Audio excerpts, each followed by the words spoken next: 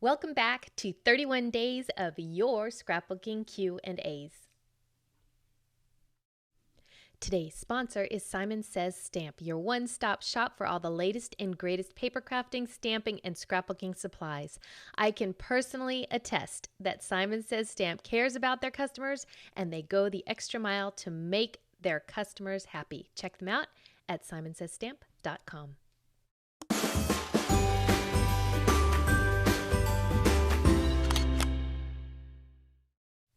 Today's question comes from Yadira.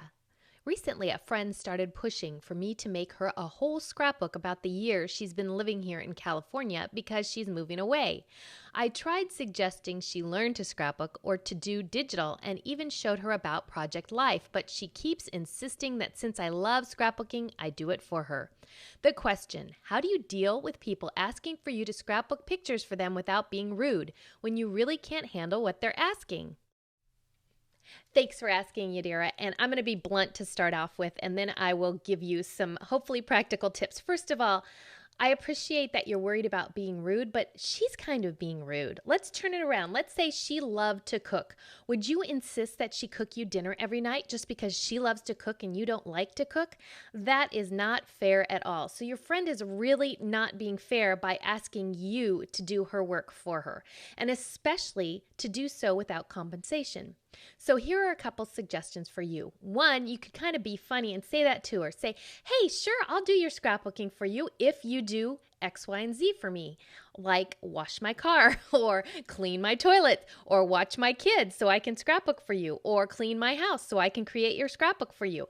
You actually might end up with a great trade because, for instance, if I could find somebody who would clean my house or run my errands for me so I could scrapbook, I would be happy with that trade. That is one suggestion if that goes along with your personality.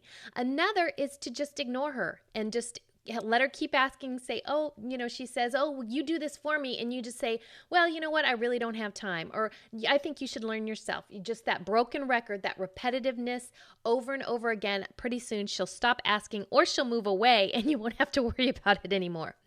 The third is actually to create a class for all those people who have been asking you to teach them to scrapbook or to scrapbook for them.